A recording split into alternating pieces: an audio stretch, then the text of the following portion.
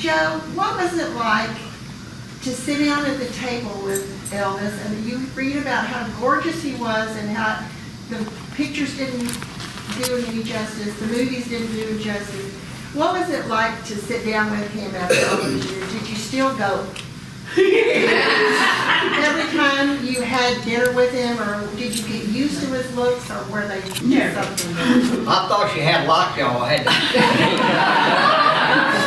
What was that like? To be honest, being around him and being as close as we were to him, you just got used to, I mean, he would be just like one of you sitting here. Of course, he was gorgeous. I thought he was pretty. I thought he was just beautiful, but You never said that about me. he didn't look like Elvis.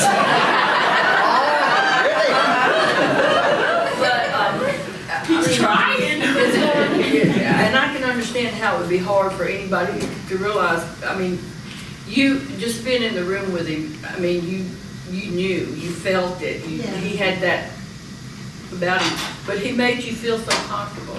You know, we've set up in his room with him, we'd circle, get up in the middle of his bed, circle around, and he preached about we talked about everybody downstairs, and everybody that, you know, family and So he people like became that. a human to you after a few minutes. He was just a person. He was a person all the time to us. Well, yeah. I mean, he was, of course, I remember the first time I saw him in concert, and I thought, is this the Elvis that I know? That's, you know, I realized how powerful and how, you know, how he was, and I couldn't believe it. But it was just like we're sitting here now, you know, and he was really easy to talk to, and he was crazy. I mean, you know, he could be quoting the Bible and this, that, and other, and then, you know, Linda could walk by or something, or something like that. Just because he didn't like to get too deep into something so that it.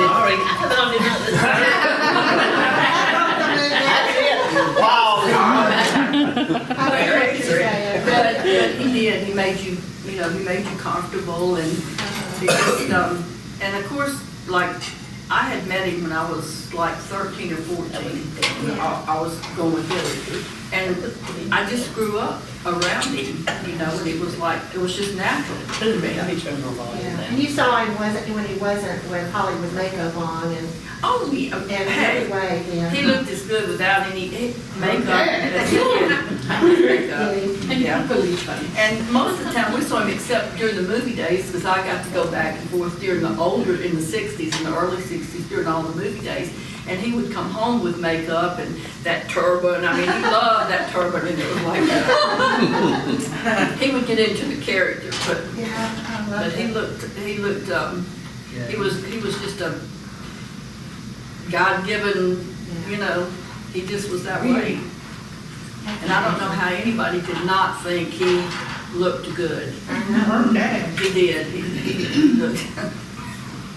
Well, thank you for answering that. Well, you're welcome. Anybody?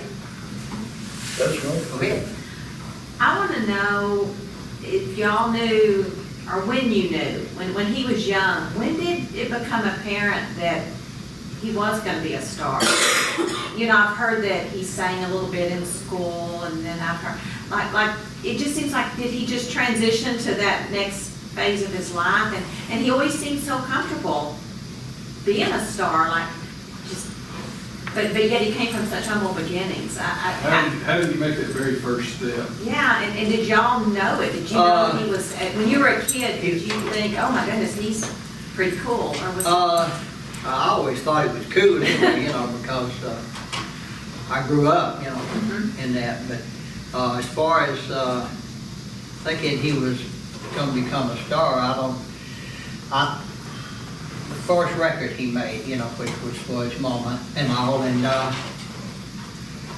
that kind of led to think, you know, gosh, he's got a good voice, you know, and everything. So, but not until Elvis, you know, started to going out on the road and stuff like that. Then, you know, started to become, you know, reality to me. And then, like I say, I had never seen him in concert, you know, like that until 1956. And he was playing in Memphis at Rushwood Park. And, you know, when he came out, well, first, Jack Clements, who was a singer-songwriter too, he was, you know, the opening act, and boy, they were hollering, "We want Elvis, we want Elvis." And, you know, gosh, you gotta imagine if you're an entertainer and somebody just, you know, steps all over your feet, you know. But he said, "Ladies and gentlemen," he said, "I promise, just let me finish this one song." And then Elvis came out, and God, boy, you know, I'd never seen anything like that, you know, just wild. And everybody started, you know, coming as close as they could to get to the stage and all. And then I just was totally in awe, you know.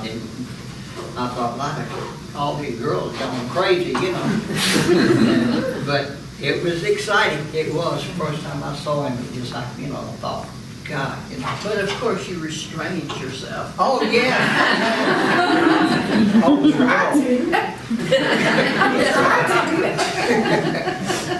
Really, how old were you? But, no, it was, She said, how old were you? not very old, huh? Still wearing diapers, I mean, but, How much older? he was 8 years 8 years.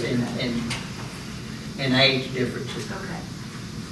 So that's about enough to have a, Oh, God, yeah. my brother was 8 years older than me, and I idolized him, so Yeah. I can understand that. But, like I say, that's when I knew, you know, that he was destined to be a big star, you know. And it was, like I say, it was just total awe of him. And then you began to travel with him, and it Well, just went from there. Yeah, you know, of course, I lived at Graceland, you know, during that time. When he bought Graceland, we actually moved there first in that house, which was on the property out, kind of a L shape. If you're going up like that, it goes back, you know. It It was a a house. big house that they bulldozed down, Billy and Elvis I bulldozed. read about that. But, my daddy, you know, he was Elvis's first gate guard. He actually started working for Elvis, in '56 on Audubon Drive. And that's when Elvis, you know, fans were getting in other people's yards and all that, and they would stay late, you know. I mean, any chance to see Elvis, you know, so.